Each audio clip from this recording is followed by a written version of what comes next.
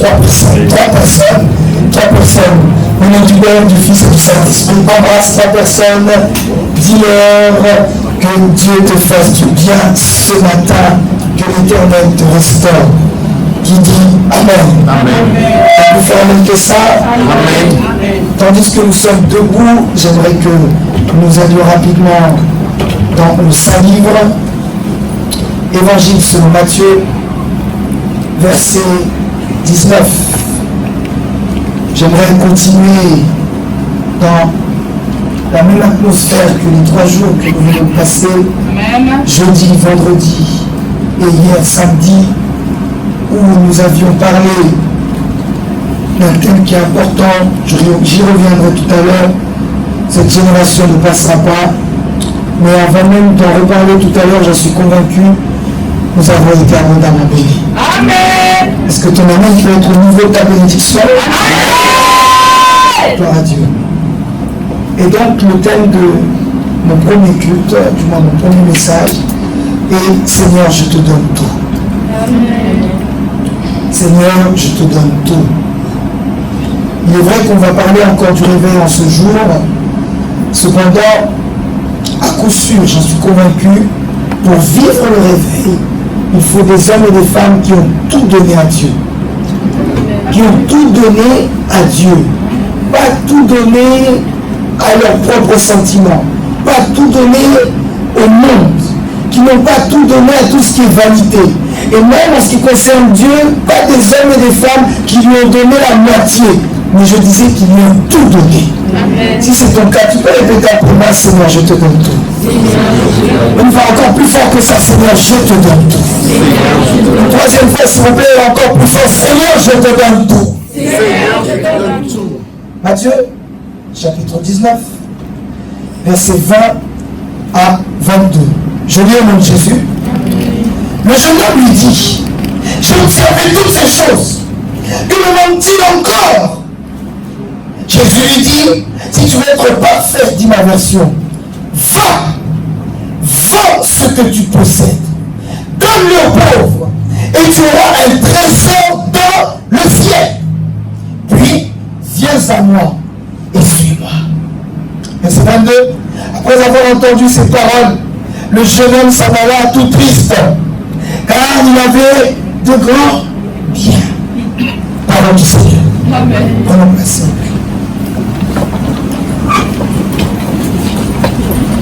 Deux, trois annonces, j'allais dire, à nous donner. Ce samedi 23 novembre, sous l'inspiration du Saint-Esprit et la direction du groupe de maman, nous convoquons toutes les personnes, hommes ou femmes, qui sont originaires des Caraïbes, pour une prière spéciale pour vos familles. D'ailleurs, à ces prières-là, vous êtes priés, excusez-moi pour la répétition, d'inviter, de convier, d'encourager vos membres de famille à être présents.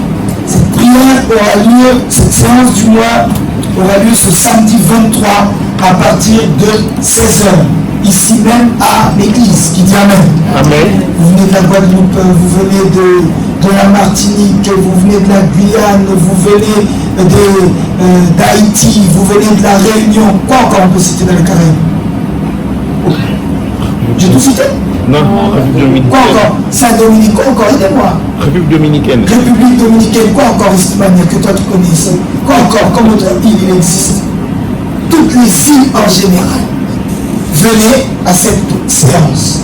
Même si vos membres de famille ne sont soit pas chrétiens, ou ailleurs, encouragez-les à nous rejoindre. Ce jour-là, ce samedi, Dieu, j'en suis convaincu, va nous faire du bien. Amen. Où est ton amen? Amen. Non, où est ton fort amen? Amen. Écoutez, j'avais oublié de vous dire également, nous avons une grande semaine, comme vous l'avez vu. J'ai prêché jeudi, j'ai prêché vendredi, j'ai prêché samedi. Il y a eu à chaque fois un grand service qui a vu. Amen. Et après ça, encore hier, Comme si ce n'était pas assez, j'ai dû aller répondre à une invitation à mon frère et ami, un homme de Dieu qui s'est marié, pas très loin d'ici. Nous sommes partis encore là-bas et il fallait encore prester, il fallait encore chanter. J'ai dépensé de l'énergie.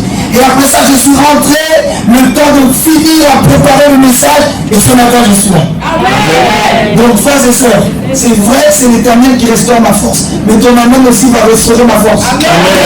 Car si tu ne m'encourages pas en ne disant pas des fois amen, l'homme de Dieu risque de dormir. Ne te dis pas c'est un professionnel, c'est une visionnaire, c'est un profond sommeil de fatigue. Alors que ton amen puisse se réveiller. Ouais, j'avais prévu de le dire, mais ça m'a échappé. Donc ce samedi 23 novembre, de 16h, à partir de 16h, prière spéciale pour toutes les familles des Caraïbes. Qui dit amen. Amen. Notez s'il vous plaît également le planning, le calendrier, l'agenda des fêtes de fin d'année. J'aimerais te voir noter car ça concerne ton église. C'est donc une information très importante. Qui dit amen. Un chrétien doit avoir un agenda. Amen. Amen. Amen. Amen. Toute personne organisée dans la vie doit avoir un agenda, tu dois avoir un programme. Mais lorsque tu ne sais pas ce que tu vas faire dans les prochaines semaines, dans les prochains mois, tu vas faire quoi? Rien. Je vais faire. Celui qui ne sait pas où il est, du coup, où il va, pardon, du coup, il risque certainement de s'égarer et de perdre du temps. Il faut que nous soyons tous des hommes et des femmes qui marchent avec leur temps, qui dit amen. Amen. C'est pas mon message, mais j'en profite. Le monde dira que le temps c'est de l'argent, c'est faux. Tu peux économiser de l'argent, tu ne peux pas économiser du temps. Amen. Alors quand tu as un programme, tu verras que tu gagnes du temps, tu évites d'en gaspiller. Est-ce que j'ai fait du bien à quelqu'un? Amen. Je disais donc, merci de noter les fêtes de fin d'année. Le samedi 21 décembre, nous aurons ici même l'après-midi un grand service de baptême. À partir de dimanche prochain, nous allons commencer les cours d'affermissement pour toutes celles et ceux qui n'ont pas été baptisés. Baptisés selon la parole de Dieu. Dans Marc 16, chapitre 16, verset 16, il est écrit: celui qui croira et qui sera baptisé sera sauvé. Si tu n'es pas encore baptisé par immersion, baptisé, c'est-à-dire de la tête aux pieds, c'est-à-dire que de la tête aux pieds, on a plongé ton corps dans l'eau et que tu es revenu également. Pas quelques gouttes qu'on a plongées, du moins qu'on a mis sur ton front. Ce n'est pas un baptême. Ce baptême-là ne sauve pas. Amen. Amen. C'est une invention des hommes. De Genèse à Apocalypse, personne n'a été baptisé ainsi. Pour être plus précis, si nous sommes chrétiens, nous sommes comme Christ. Or, Christ a été baptisé par Jean-Baptiste. Non pas par quelques gouttes d'eau sur le front, mais il a été baptisé de la tête aux pieds. Je disais de la tête aux pieds. Je vais répéter juste que ça rentre dans ta tête. Il a été baptisé de la tête aux pieds. Amen. Alors nous voulons faire la même chose que Christ ce samedi 21 décembre. Si tu n'as pas encore été baptisé, c'est pour toi. Amen. Qui dit amen. Amen. C'est donc une grande fête que nous aurons ici. Je vous répète encore, toutes celles et ceux qui n'ont pas été baptisés, à la fin du culte, allez voir notre sœur Pauline. Vous vous inscrivez le dimanche prochain à la fin du second culte, et ce sera comme ça tous les dimanches jusqu'au jour du samedi 21. Nous aurons des séances d'affermissement où on pourra poser des questions pour être fin prêt pour le jour J. Qui dit amen. Le lendemain, donc le samedi 22, il y aura un culte spécial, un culte de la nativité ici même, dimanche 22 décembre, qui commencera à 10h, un seul culte unique qui ira de 10h, je crois qu'on finira aux alentours de 16h, 17h. On précisera dans les prochains jours un culte spécial de la nativité avec donc un message spécial. Quelqu'un dira oui, mais qui dit que Jésus est né le 25 décembre? Je te dis la vérité, ce débat m'agace. Parce que c'est une distraction totale dans le corps du Christ. Si Christ n'est pas né le 25 décembre et qu'il est né un autre jour, où est ton problème? Quand j'entends les chrétiens qui commencent, vous verrez parfois des hommes de Dieu qui commencent à débattre. Non, moi je ne fête pas Noël, toi tu fêtes Noël, tu commets un péché. Ah! Et puis j'avoue, ce sont certains qui font ça, pour ne pas dire la majorité des escrocs. Toi, on fait ton anniversaire, pourquoi tu ne veux pas qu'on célèbre la naissance du Christ? Toi, on fait ton anniversaire. Si on t'envoie pas même un petit texto pour dire bon anniversaire, HBD, Happy Birthday, tu es mal. Mais quand il s'agit de célébrer la naissance du Seigneur des Seigneurs, tu as un problème. Frère, il y a quelque chose qui ne va pas chez toi. Le plus important n'est pas est-ce que Christ est né le 27 décembre ou pas. C'est un faux débat. Je vous assure. C'est de l'absurdité. Mais le plus important est que Christ est né un jour. Amen. Tu m'entends? Et en réalité, la naissance de Christ, on ne doit pas la célébrer qu'une seule fois. C'est tous les jours. C'est-à-dire même aujourd'hui, au plein milieu du mois de novembre, on doit célébrer sa naissance. Tu m'entends? Ainsi donc, le samedi, dimanche 22 décembre, il y aura un culte spécial de la nativité. Nous mangerons ensemble, nous boirons ensemble. J'ai demandé à tous les jeunes d'être là aujourd'hui car nous allons organiser un Noël canadien. Pour celles et ceux qui ne savent pas ce que c'est, on en parlera à la fin du deuxième culte. Il y aura également des chorales qui vont se dérouler ici, bref, et plusieurs autres surprises. Qui viennent Amen. le 24-25 décembre, que ce soit la journée, que ce soit la nuit, il n'y aura ni réveillon, il n'y aura ni célébration ici, rien du tout. Ni la nuit du 24 au 25, ni la journée du 25. Je vous demande solennellement, soit la nuit du 24 au 25, soit la journée même du 25, ou qu'importe, va trouver tes membres de famille. Amen. Vous m'entendez? Amen. Va trouver tes membres de famille. D'ailleurs, cette année ne doit pas se finir avec le fait que tu ne discutes pas avec certains membres de ta famille. Cette année doit se finir. Tu parles avec tout le monde. Amen. Envoie ce moche de la nuit. Amen. Chers frères et sœurs, 24-25, réunissons-nous en famille. Chacun d'entre nous va chercher sa famille. Chacun d'entre nous va chercher ses oncles, ses tantes, ses neveux, ses nièces, ses parents. Profites-en, je le répète, pour te réconcilier avec tes membres de famille. Qui dit Amen. Amen. Et donc, à partir du jeudi 26, vendredi 27, samedi 28, nous aurons ici 3 jours de retraite en jeûne et prière, ici même à l'église. Nous commencerons le jeudi 26 à partir de 8h du matin et nous terminerons samedi 28 décembre à midi. Nous gagnerons ici. La salle va se transformer la nuit en grand dortoir. Il y aura des matelas. Viens avec ton sac de couchage. Viens avec ton matelas. Viens avec ta natte. Viens avec tout ce que toi tu souhaites. Nous dormirons ici même. Quelqu'un se pose la question, oh, mais si on reste ici évangéliste, comment on va se laver? Israël a fait 40 ans dans le désert, je vais vous dire, ils ne se sont pas lavés. 40 ans. Oh, ne regardez pas bizarre. Mais ça veut dire aussi tu peux faire 3 jours sans te laver. Et tu n'auras pas fait de bonne odeur. Qui dit Amen. Amen. Il y aura des temps de pause où on nous permettra à chacun d'entre nous de pouvoir rentrer à la maison, de pouvoir s'arrêter et après revenir en retraite. Qui dit Amen. Amen. Nous nous demandons au plus grand nombre de pouvoir passer la nuit ici. Même si la journée tu vas travailler, reviens ici après. Qui dit Amen. J'insiste là-dessus.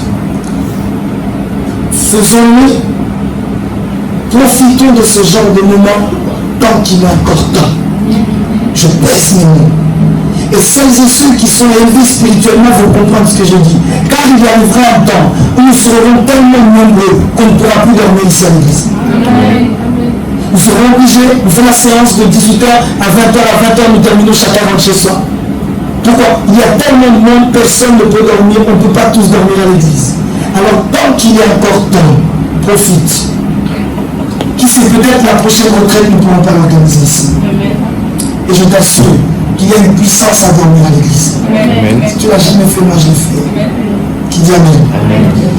Pour celles et ceux qui travailleront, tu peux aller travailler la journée et après quoi tu reviens. Pour celles et ceux qui travaillent et qui se disent, oh, mais après tout j'ai quelques RTT à laisser ou à déposer, pose-les durant ces jours-là. fais ce sacrifice. Je t'assure, c'est une bonne raison. Amen. Combien posent des RTT pour des rendez-vous, posent des RTT pour se reposer, pour ceci, pour cela. Parfois même, je le sais, il y a certaines sœurs qui posent des RTT pour aller faire du shopping.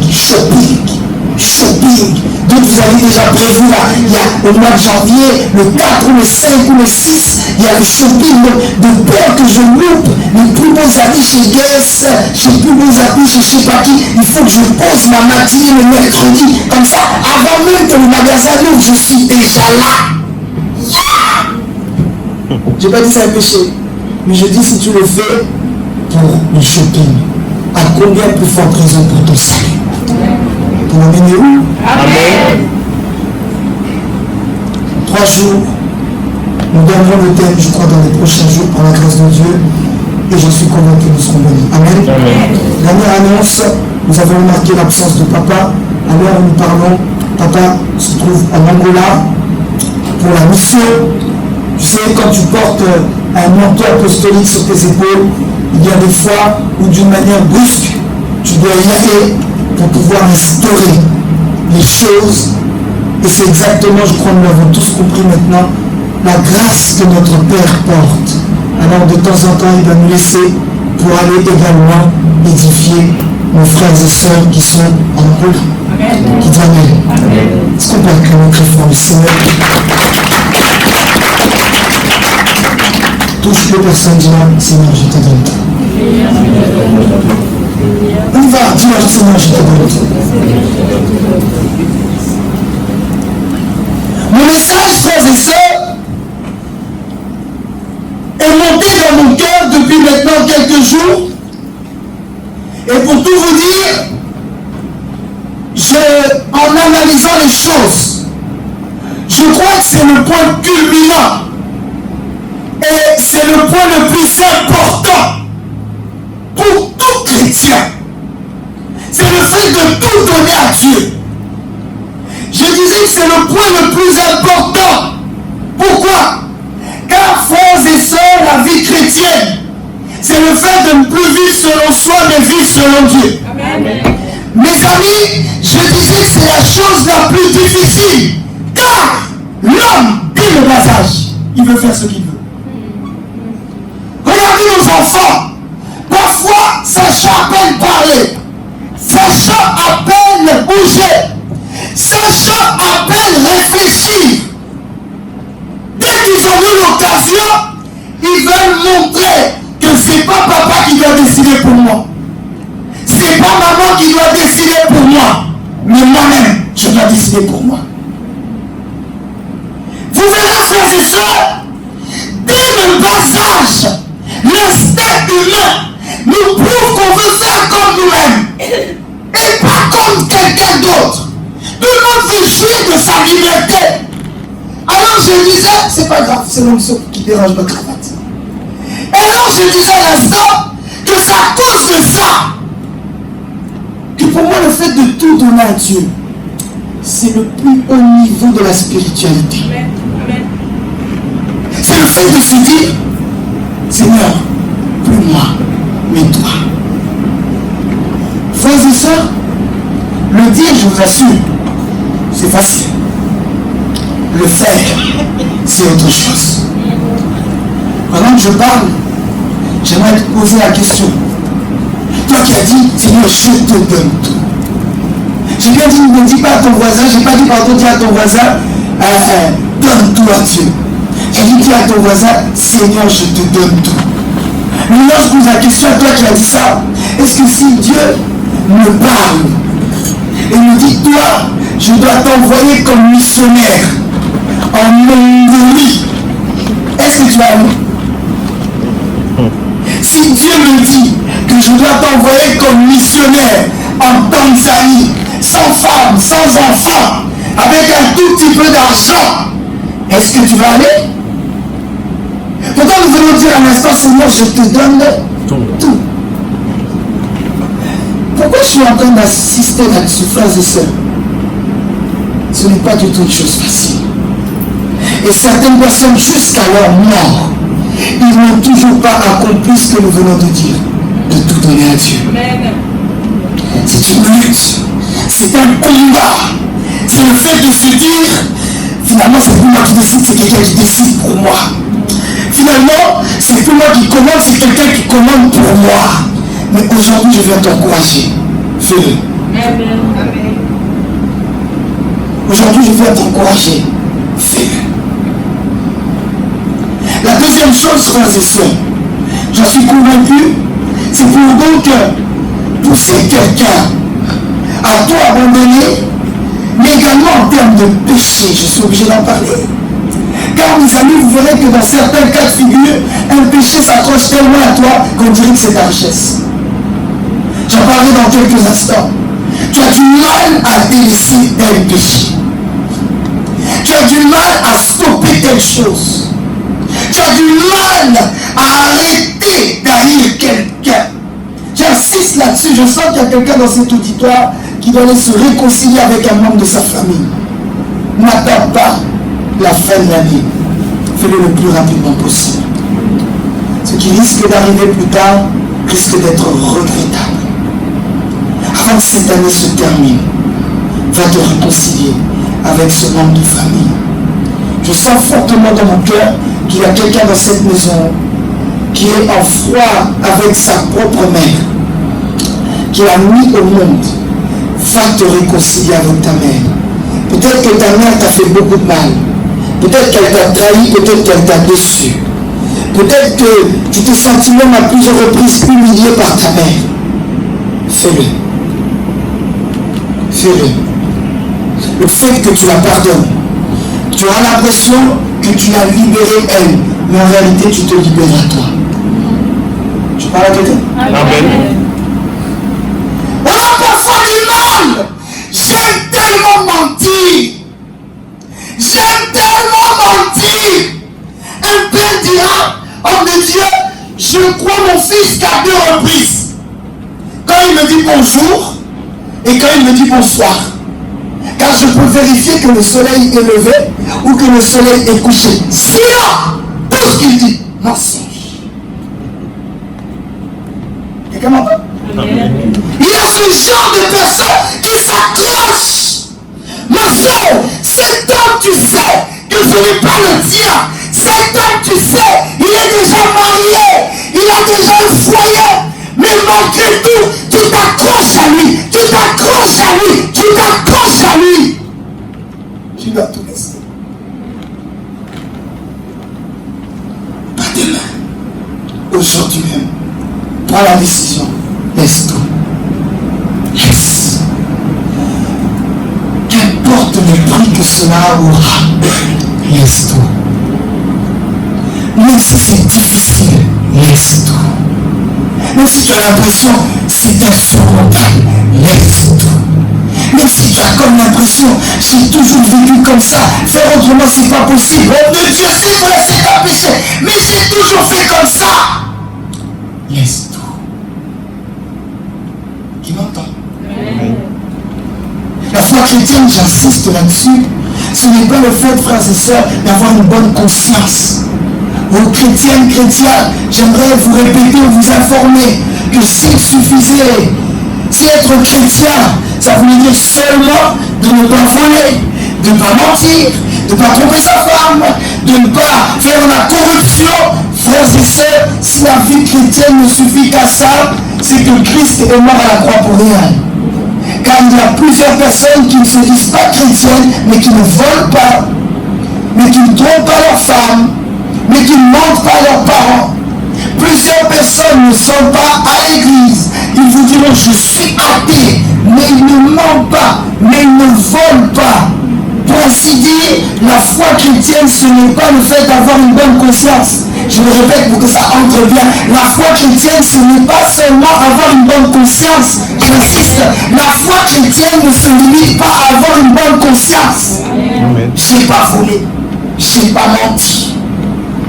Pour moi, être chrétien, c'est ça. Non, frère, être chrétien, c'est bien plus que ça.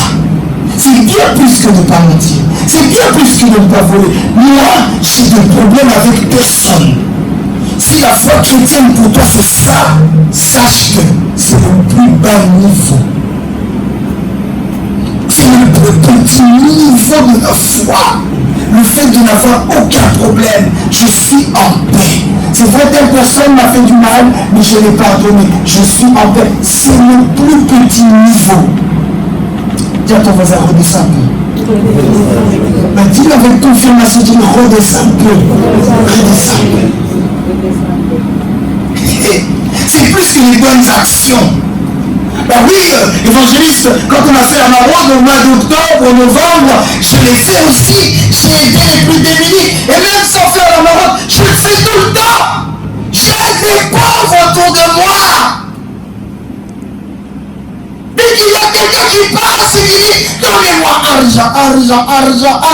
Je t'assure, homme de Dieu, tout ce que j'ai, je donne. J'aimerais te dire, c'est bien, mais c'est pas assez. C'est bien, mais c'est pas ça la foi chrétienne. J'aimerais insister, mais c'est très bien, frère. Mais la foi, ce n'est pas ça. La vie chrétienne, ce n'est pas ça. La vie chrétienne, c'est le fait de se dire, c'est plus moi qui dirige, c'est Dieu qui me dirige. C'est plus moi qui conduis, c'est Dieu qui me conduit. C'est plus moi qui gère, c'est Dieu qui gère. Pose-toi la question également, est-ce que c'est Dieu réellement qui dirige ta vie? Pose-toi la question, est-ce que c'est vraiment Dieu qui dirige ta vie? Ou est-ce qu'il t'arrive parfois tu fais les choses selon toi? Tu sais que ce n'est pas bon, mais tu fais selon toi. Pose-toi la question, tel que tu t'es habillé là, qui t'a dit de t'habiller ainsi? Ça va jusqu'à là? Oui, ça va jusqu'à là. Tel que tu t'es habillé, qui t'a dit de t'habiller ainsi? Est-ce que c'est toi-même? Comment tu t'es vu? T'as dit ça ira bien avec mes fonds. Ça ira bien avec mes fonds. Est-ce que ma soeur, le rouge à lèvres que tu as mis là, c'est Dieu qui t'a dit? Ou est-ce que c'est toi qui as dit, mon rouge à lèvres rouge, ils vont me mettre Dieu plus petit? Pose-toi la question, bien-aimé. Est-ce que vraiment c'est Dieu qui gère tout dans ta vie? Seigneur, je te donne tout, ça veut dire, Seigneur, de A à Z, prends tout. Prends tout. Que rien ne soit fait selon moi. Que rien ne soit fait selon ma volonté. Que rien ne soit fait dans mon vouloir. Qui t'a dit? J'ai fait selon moi. J'ai senti. J'ai senti. Frères et sœurs, être chrétien, c'est s'abandonner totalement. Donc j'abandonne tout. J'abandonne tout. Et dans Matthieu, ce que nous venons de lire à l'instant, ce jeune riche, mes amis, il pensait que la foi chrétienne n'était qu'une bonne conscience, de bons rituels. Laissez-moi remettre les choses dans le contexte. Nous sommes en Israël, où à l'époque, un peu plus qu'aujourd'hui, tous les jeunes hommes devaient connaître la Torah. On ne dit pas clairement, mais la manière qu'il est en train de discuter avec le Christ, on sent que ce jeune riche devait être certainement issu de la tribu de Lévi. Pourquoi? Quand il donne dans le chapitre, juste avant ce que nous venons de lire, il dit à Jésus, Seigneur, comment est-ce qu'on peut hériter de la vie éternelle? Comment ça se passe? Comment cette affaire? En réalité, comment on peut être bon selon toi? Qu'est-ce qu'on doit faire pour être bien selon toi? Que dois-je faire pour que lorsque tu reviendras, je ne reste pas, je puisse monter? En d'autres termes, il dit, comment être un vrai chrétien? Qui me suit? Amen. Et là, il y a un dialogue qui s'instaure entre les deux. Et Jésus lui dit, tu dois aimer ton prochain comme toi-même. Il lui donne d'autres choses. Et il dit, mais Seigneur, ça, je le fais depuis que je suis enfant. Jésus lui dit, tu dois observer le commandement de Moïse. Il dit, mais je le fais depuis que je suis enfant. C'est peut-être ton cas aussi là. Comme j'étais en train de dire, tu dis, mais je donne. Mais j'aide. Quand je vois une personne âgée dans le transport, mais je me lève. Je l'aide. J'aide les mémés à traverser la route. Oui, et on ne force pas à le faire. Je le fais de bon cœur. Il n'y a pas longtemps, j'ai envoyé même du riz en Somalie. Et là, moi, j'ai envie de te dire, oh, c'est très bien. De la même manière, quelque part, Jésus lui a dit, c'est très bien. Mais ça ne suffit pas. C'est très bien le niveau que tu as, mais ça ne suffit pas. Et là, Jésus lui dit, va, prends tout ce que tu as comme bien, vends, et l'argent que tu récoltes, donne-le aux pauvres. Et après ça, viens et suis-moi. Là où lui croyait qu'il avait fait tout ce qu'il faut pour être chrétien, alors qu'il avait un niveau supérieur. Jésus lui dit, tout est bien. Vends-le. L'argent ne m'apporte pas cet argent. Non. Jésus aurait pu dire, donne-moi cet argent, j'en ai besoin pour l'œuvre. Jésus aurait pu dire, j'en ai besoin pour financer les missions. Mais Jésus ne dit pas ça. Il dit, prends cet argent, donne-le aux pauvres. Le même qui observait les secondes, le même qui donnait des pièces aux Roumains, le même qui envoyait du riz au Somalie, en Somalie, pardon. On lui dit, prends tous tes biens, prends l'argent, tu donnes aux pauvres. Yeah! La Bible ne dit pas, mais c'est moi qui le dis. Je suis sûr même qu'il a entendu ça et a dit, Jésus, donne-moi ton snap. Jésus, donne-moi ton numéro. Je te jure, je vais te rappeler. Depuis ce jour, jusqu'aujourd'hui, il n'a jamais rappelé Jésus. Car ce que Jésus lui a demandé lui parut comme impossible. Au moment où je parle, j'espère que tu es en train de réfléchir en te disant, mais qu'est-ce qui me paraît si difficile à lâcher? C'est ça que tu dois arrêter. Si cet homme c'était ses biens, sa richesse, toi peut-être que c'est autre chose. Toi peut-être que ce n'est pas forcément des bouillards physiques, mais peut-être que c'est ton copain. Ton copain là, Jimmy. Tu te dis sans Jimmy, je peux t'aider. Je te t'aide en Jésus. On va le ressusciter. Amen. Mon frère, ta maîtresse là que tu dis, Cindy, c'est mon tout. Si je vois Cindy, je suis pas bien. Quand je vois juste sa photo, je me sens bien. C'est elle que tu dois arrêter.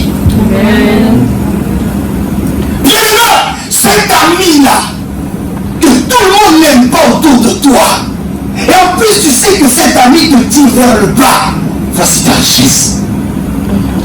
C'est cette amitié que tu dois goûter.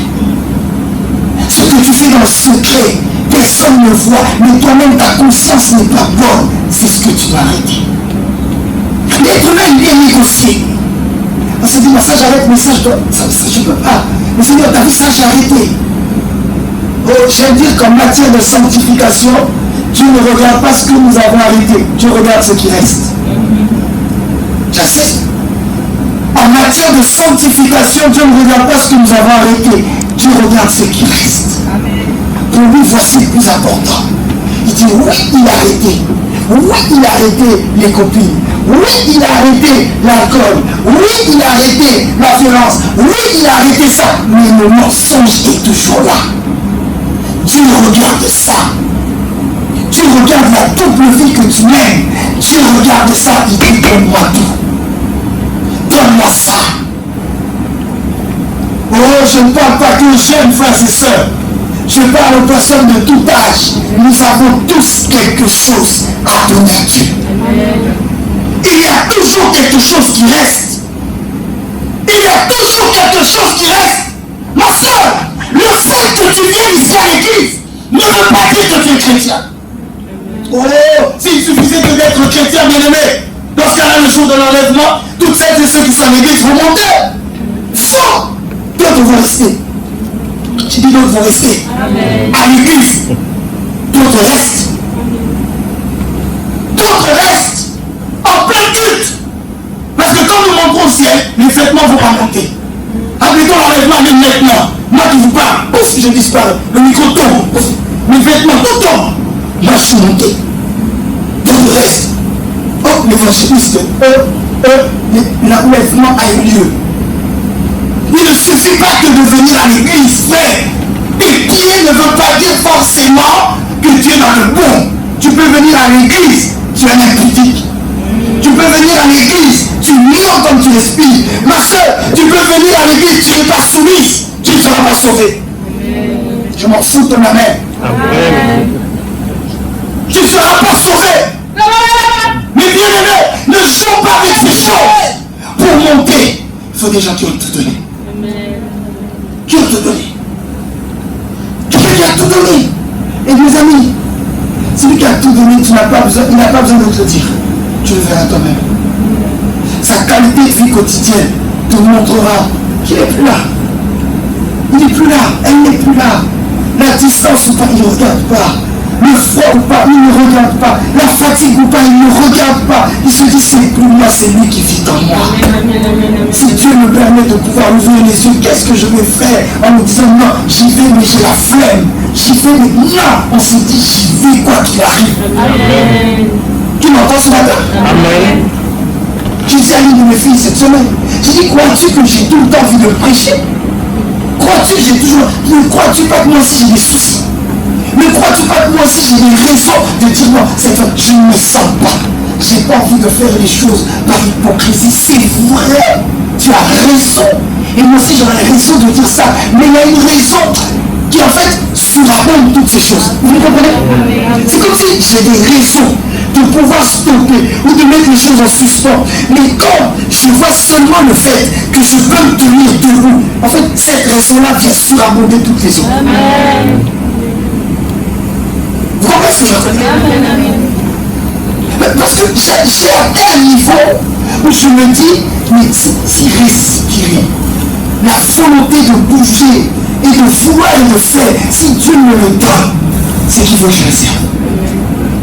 Et au final, j'arrive à un point où je me dis, si je ne le fais pas, ça veut dire que je donne à Dieu une raison de dire, je suis mis les sans effet. Ça veut dire que je me dis, Seigneur, tu m'as laissé là pour rien. Je veux que tu sois un chrétien qui réfléchit ainsi. Amen. Qui se dit, au final, j'ai des raisons d'arrêter, de stopper.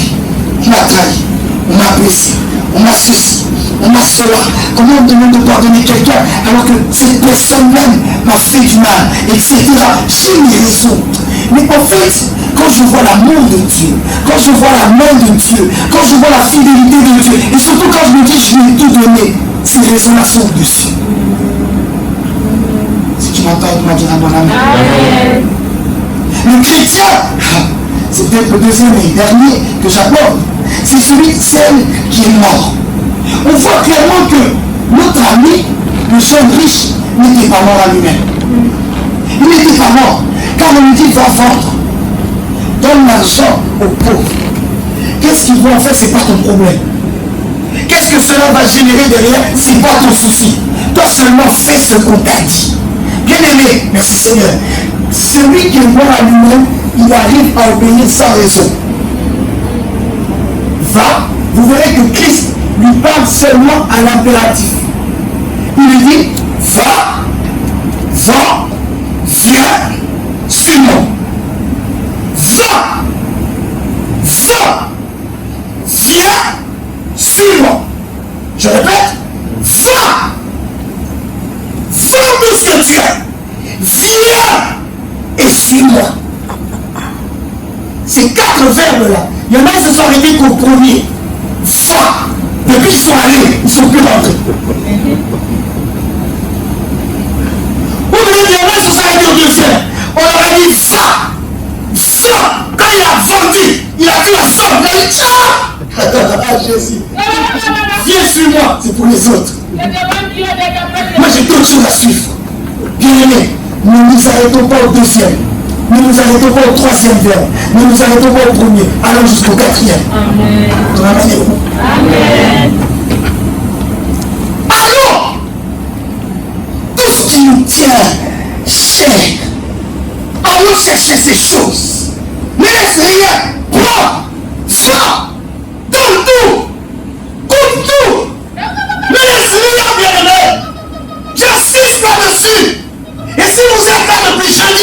Vous verrez qu'on peut monter des descendre. Ça compte toujours autour de la même chose. L'abandon total à Dieu. Dans tout, frères et sœurs, ne garde rien. Dans ton orgueil. J'en parlerai au deuxième culte. J'abandonnerai les maladies de ma génération. Il y a aussi l'orgueil. Garde ton orgueil.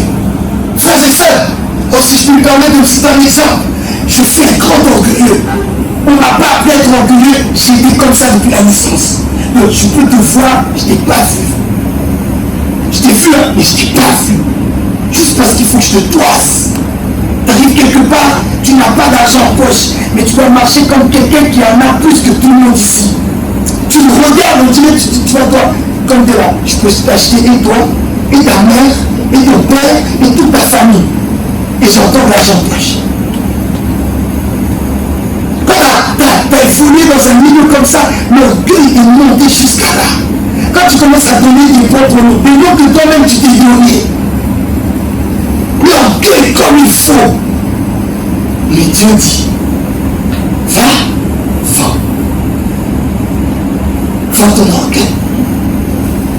Et frères et sœurs, le fait que tu viennes à l'église ne veut pas dire que tu as vendu tout. J'insiste sur ça, ça ne veut pas dire que tu as tout vendu. Pose-toi la question lorsqu'on te donne un ordre, comment tu réagis? Ça veut certainement dire que tu n'as pas tout vendu. Est-ce que vous, tel que vous êtes là, les filles, surtout bien maquillées, bien habillées, si à la fin, dès que je dépose le micro, je te dis lave-moi ces toilettes, qu'est-ce que tu vas faire? Parce que tu vas dire, tiens, tu n'as pas vu comment j'étais? Tu n'as pas tout vendu. Est-ce que bien aimé, si on te donne un ordre, est-ce que tu l'as accompli ou pas? Tu n'as certainement pas tout vendu. Je disais à l'instant qu'être chrétien, c'est être mort à soi-même. Luc, verset 9, chapitre 9, verset 23, dira, puis il dit à tous, si quelqu'un, c'est Jésus qui parle, si quelqu'un veut être mon disciple, qu'il renonce à lui-même, qu'il se charge chaque jour de sa croix et qu'il le suive. On parle encore de suivre Christ.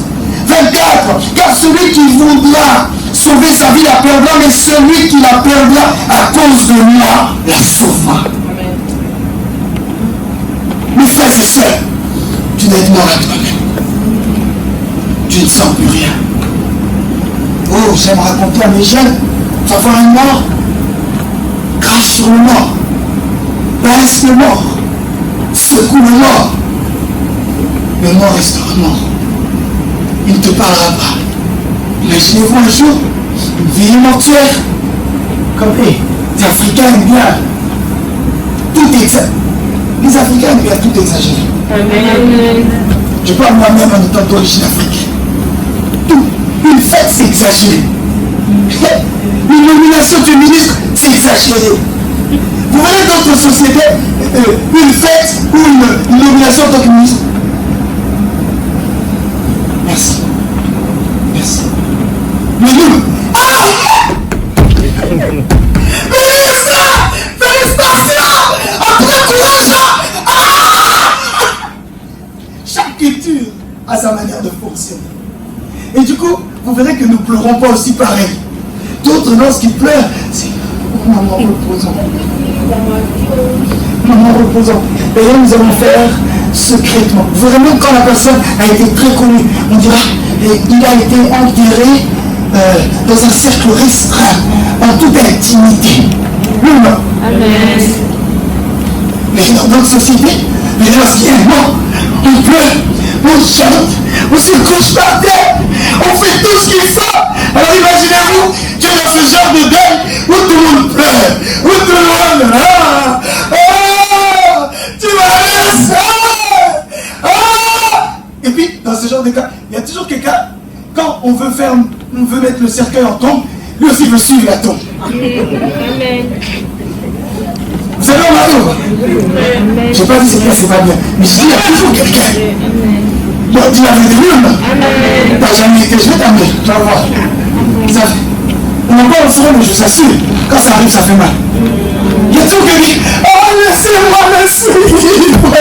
Oh, imagine-toi, à ce moment-là, où nous tous nous sommes en train de pleurer, le défunt, et là, quelqu'un passe à côté.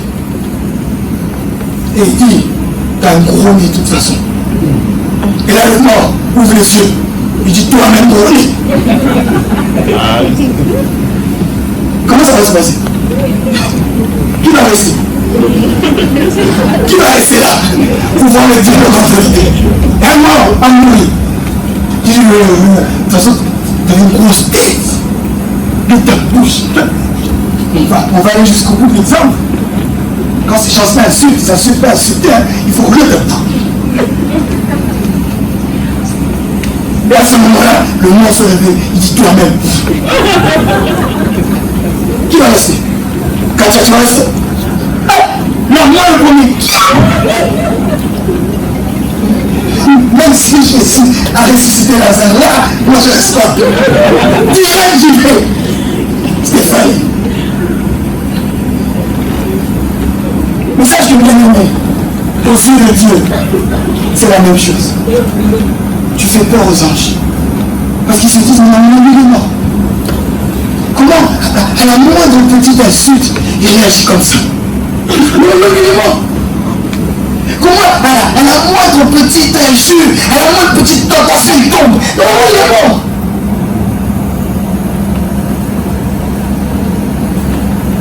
Dis à ton voisin, meurs et reste mort.